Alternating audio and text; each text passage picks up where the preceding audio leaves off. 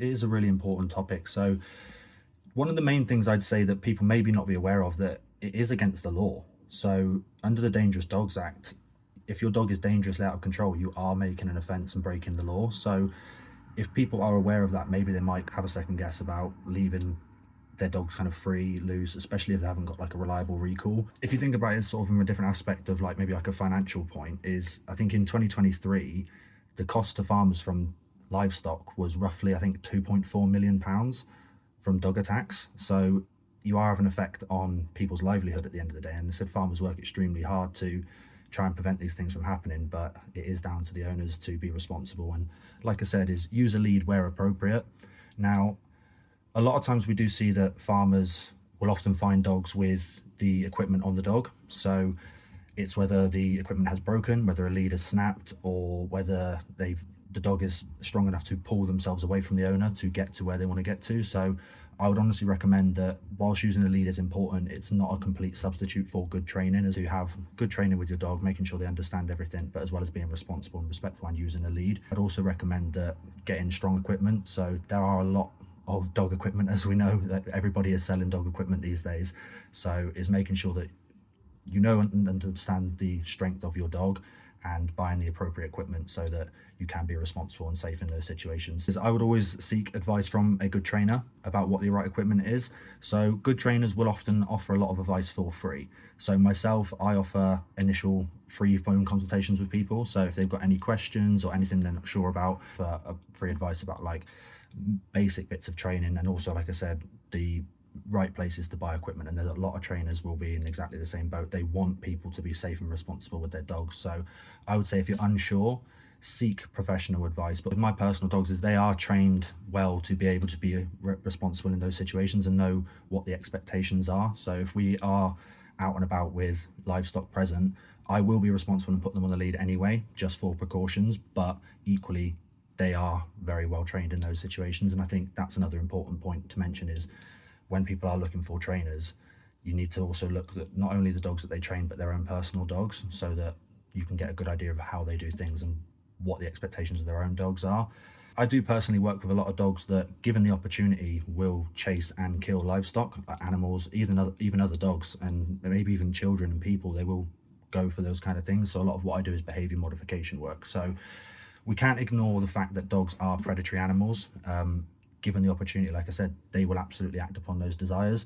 So we have to be able to be responsible. And I say to a lot of my clients about, we have to work on a lot of the foundational basics before we get to any of the real behavior modification stuff. We do see it a lot, where dogs are kind of worrying and killing livestock. And a lot of times when we're out and about, what we hear people say is the phrase, "Oh, don't worry, my dog's friendly." Now, massively important in this situation, it doesn't matter whether your dog is friendly or not, because even just the chasing of sheep, even if it is in a friendly manner or in a curious manner, can worry sheep enough to kill them. And especially with pregnant ewes, they can cause them to miscarry, or like I said, even kill them themselves. So one of the other things that maybe people aren't aware of as well is the consequences. So if you are found guilty of your dog worrying or attacking livestock, you can receive up to £1,000 fine. Now, in my personal opinion, I don't think that's a big enough of a consequence. I think it should be higher. I think people should be held accountable more for allowing their dogs to be in these situations and these circumstances. Also, farmers are legally allowed to shoot your dogs if they believe that they are worrying or about to attack their sheep, or are attacking their sheep or livestock. So again, it's for the safety of your own dog. I think looking at what can happen if your dog does get loose, is there are major consequences in the fact that your dog could be killed. And you are also causing a lot of not only financial but personal trauma to people when their animals are suffering at the hands of you being a bit negligent with your care of your dog. We do, as people, try to humanize dogs and try and make them seem like they're always going to be like our cuddly little babies and things like that. But at the end of the day, like I said, they are animals, and given the opportunity, often a lot of times people don't want to believe it, but their dogs do want to hunt and kill. It depends on the dog in front of you. So some dogs are very kind of like low drive, not really that motivated by a lot of things, and quite happily to be sofa dogs and lap dogs and things like that. But for me, whenever I have clients coming in, regardless of what their dog is genetically, or the breed of dog, is we have to work on foundations, a foundational understanding of the basics, so that the dog has behaviors it can fall back on. What we do there is we teach really simple stuff in low distraction environments. So for instance, how to walk nicely on a lead, how to recall, how to sit and stay, and practice like impulse control and things like that. It's really important that your dog has like clear structure and understanding of clear boundaries that you want to set with your dog, whether that be chasing livestock, or whether it be not being allowed on the sofa, or whatever it is that you decide as the owner is your boundaries. You have to make that clear and make sure that dog understands it. When it comes to training, we have to understand our dog's genetic makeup and the breeds that we have. So I think a lot of people, like I said, will get dogs and not really understand the type of dogs they have, and they don't really understand that these dogs were initially bred for purpose, and that purpose was working. So when their dog starts displaying those kind of genetic traits, people get a little bit confused as to why their dog is doing it, and it's because they were genetically made that way, and that's what they desire and that's what they want to do. So we have to understand that, and we can use positive outlets for those type of things. So for instance, like predation with dogs, so prey drive and things like that, we can give positive outlets in terms of like cooperative play, using tug toys, sort of imitating that for them in a safe and controlled environment, so that they do have those outlets to be able to kind of blow off that steam. My biggest advice would be to seek professional help. So if you are unsure, is find a good trainer that has proven evidence of what they do. Like I said, not only with their own dogs, but their clients' dogs.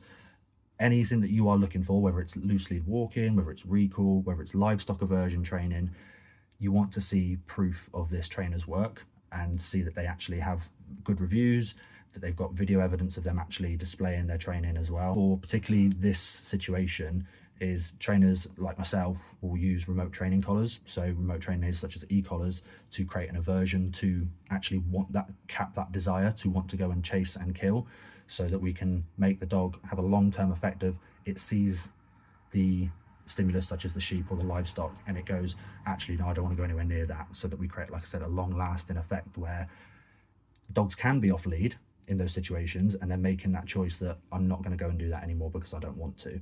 So, but like I said, with things like that, is you do need to seek professional help. It's not a matter of just putting these things on dogs and expecting them to understand it. The dog needs to go through a proper training protocol and work with a professional who is capable of using these safely and responsibly. Another thing that I say to all of my clients is that your dog should not be allowed off lead unless it has a reliable recall. And this is like something that I will stress massively to everybody, is people will always want to try and rush the process to get their dog to be off lead and running around and having fun. And whilst I completely understand that perspective, you are putting your dog potentially in a position where it's not safe itself, or it might be causing distress or upset or potentially harm to other animals, other people. We do utilize like things like long leads or flexi leads in those situations, so that there is an element of control. But like I said, it was not always going to be a great substitute for good training. So good training will always take sort of the foremost like frontal point in that aspect, where we need to put our dogs first and put other people first in those situations, and not maybe think, oh, is my dog going to get to be off lead, but maybe think about, what can I do to get my dog to that place where they can be off lead? What training can I put in place so that we can get to a point where they can be safe, and they can be safe around any distraction levels? Firstly, I think there maybe needs to be a bit of a shift in the way people see their commitment to their dogs. So dogs are a massive financial commitment. Even before you even look at things like training, you've got insurance. If you haven't got insurance covering vet bills, the cost of the dog initially, feeding the dog, all the equipment that you're going to buy. So people do need to think about that, and training is part of that as well. Is you don't know if your dog is going to need professional help. Not every dog will. There's lots of people out there who will have a happy life and safe life with their dog, and the dog's not been professionally trained at all. For me, it's just thinking about that when, like I said, you do decide to bring a dog home, thinking about those potential costs that will come with that. And like I said, training can be expensive, absolutely. I'm not disagreeing with that at all, but there are lots of free resources out there. So online, like social media, YouTube, there's really good information out there. Some of it's not so good, don't get me wrong, not everything's going to be super helpful for everybody, but again, every dog will be different, and what works for one dog might not work for the next dog. In terms of like time frames, so people who say they haven't got the time, is I always flip that with my clients and say, well, I personally have 2 children, young children. I have 2 dogs. I work a 9 to 5 as well as doing dog training on the side. I still have time to train my dogs. It doesn't have to be hours upon hours every day. So a lot of my clients who come with me to maybe some of the more sort of say less serious issues, such as like lead pulling or minor reactivity or things like that, I tend to get them to do 5 to 10 minute drills here and there throughout the day if they can. So in the morning before they go to work, it's 5 to 10 minutes just working with the dog, working on some basic drills. In the evening as well, when they take their dogs out for a walk, work on different bits and pieces. Like I said earlier, like giving your dog positive outlets, working on really sort of mentally tiring them as well as physically. And it doesn't have to be crazy long hours. Like I said, it can be short intervals where we can get a lot done in that kind of period. What I would say is, with the sort of situation we're talking about like livestock issues and dogs being around livestock, is there will be things on like YouTube and things like that that may help, but I would urge people to, if it is serious and your dog will be prone to attacking livestock, not to try and do it yourself at home following YouTube videos, because it could be quite dangerous. So what I would say is, again, seek professional help from somebody who has proven that they can do it. And I said, is unfortunately with that is you will have to expect to have a lot of time, effort and money on your part to be able to pay to ensure that you've got results in that aspect and that your dog can be safe. I'd say if anyone is struggling financially, a lot of trainers like myself, we will try and help. So like I said earlier, I offer free consultations, and if somebody is struggling, we can maybe set up payment plans for them. Or like I said, is in certain situations, if somebody has a really serious issue, I know of quite a few trainers who have offered free help for these things, because we genuinely do want to see people living safe lives with their dogs. We don't want dogs to be put down. We don't want dogs to be sort of like rehomed.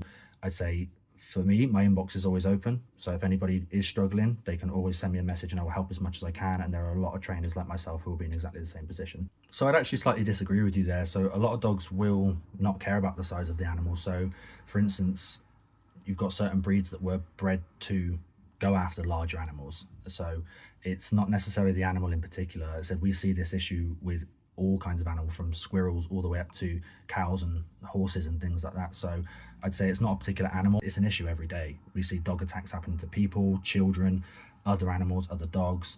And like I said, dogs are predatory animals. If they are bred and genetically that way, they will absolutely act upon these desires. So like I said about the horses, we see it all the time, especially in Wiltshire. We have a lot of obviously people who have horses, ride horses in local areas, and we see it all the times where people have zero control over their dog and absolutely no recall whatsoever, and their dog goes up and will start barking, potentially trying to bite the horse, and it causes the horse a lot of distress. And obviously it then creates a situation where it's dangerous for everybody involved in that situation, whether it's the horse rider, the horse, the dog, the owner. It can be very, very dangerous. So like I said, it's not a particular animal. I think it's something that we see every day as trainers as well. Is our social media is full of videos where we're seeing dogs being in situations where it is very dangerous. And like I said, it's not any animal in particular. It's whenever I'm out in public, as a dog trainer, we have this thing where we can't see dogs without analyzing them. It's just something that we do. So it's hard when we go out and we see owners that have like very little to no control over their dogs and just allow their dogs to run up to anybody and everything. It is absolutely your responsibility as a dog owner. Like I said, not only down to the fact that it is the law, but it is your responsibility to keep not only your dog safe, but everybody else and everything safe, including all wildlife. So I'd say it is a big problem in this country at the moment in terms of dogs not being under control in certain situations. Like I said, is I only have to go over to my local field and I'll have probably a number of dogs running up to me and my dogs. And like I said, whilst my dogs are solid and they can handle those situations no problem, I do work with a lot of clients whose dogs wouldn't be okay in those situations, and they have their dog on a lead, potentially muzzled for that reason. They still need to be out and taking their dog out, and then people will just let their dogs randomly run up to any dog, not knowing that dog either. So I did a post on it the other day about I was in a local field with my dog and we saw a lady training with her dog, and in a lot of situations a lot of people will just let their dog run up to that person. But for me, my standpoint on it is that I don't know that person, I don't know that dog situation. That dog could be reactive, it could be somewhat aggressive, and I would never put my dog in that situation where he thinks it's okay that he can just run up to anybody random, because it could put him at harm, it could put the other person at harm. So like I said, it's kind of, aside from the livestock thing, this is more of a general topic, but is because you don't know that person, as well as you also, if you don't have reliable control of your dog, you're not giving that person the option to say no thank you. So if you were to ask, oh, is it okay if my dog says hello? At least you're giving that person the option to say, oh, actually, no, thank you. My dog doesn't like that situation. He won't be comfortable, or I'm not comfortable in that situation. And you're getting their consent. And I'd say for people who are more that way inclined to allow their dogs just to be free and roam, knowing that they don't have reliable recall, like maybe think twice, because you could potentially put in your dog in a situation where it could be attacked, or like I said, is you might be putting other people or other animals at harms. It really comes down to that education at the end of the day, and trainers like myself are trying to push for that information. So there's a really, really good trainer called Jamie Penrith. He's up in Devon, and he runs Take the Lead Dog Training, and he's also the owner of the organisation ARDO, which is Association of Responsible Dog Owners, and it is about pushing that information and getting all the right information out to people to make sure that they are responsible and they are doing what's best for their dogs and for everything else around them. So I would urge anybody who is interested in that topic to look at him, especially because he gives a lot of information out, especially for free as well, like all over his social media pages and YouTube and things like that. So it's a good source of information. For me, kind of like a final point is just to like reiterate, like being from Wiltshire, I'm born and bred in Wiltshire. I know how many hard-working farmers there are, especially, I said I'm more in the centre of Swindon, but around the outskirts, you can't walk 100 yards without bumping into some form of livestock. So I think people really do need to think about this like really seriously, and think about farmers being put in these really awful situations where they have an almost impossible choice of, do they have to shoot and kill someone's beloved pet and then to save their livestock and save their financial income and, like I said, their livelihood, or do they let that situation play out where their livestock is then going to get killed and mauled? And like I said, it's a really impossible situation. And I think for people, like I said earlier, that maybe don't have that control, I think it really upsets me, and sort of like I said, I can imagine for the farmers, it's really distressing that there's people out there that will just let their dogs off lead, knowing that they're not going to come back when called, and not really thinking about the consequences. So I would just urge people to really think about it. And like I said, if you are not 100% sure that your dog is going to come back when you call them, I would maybe, especially during lambing season, I would, for me, avoid those situations, those places. Take your dog to other areas, absolutely. But that's also equally not always feasible for people who live in locations where it's literally on their doorstep. So I'd say, again, use leads where appropriate, make sure you're being responsible, find a good trainer, use them, and get your dog to a good level. And like I said, that's why myself and many others do what we do, so that these situations are kept to a minimum where possible. And like I said, for me, anyone that is struggling or not sure even where to start, my inbox is always open. Like I said, I offer free consultations, so there's no judgment on any part whatsoever. I will help as much as I possibly can. And like I said, there's plenty of trainers like myself who will absolutely do that.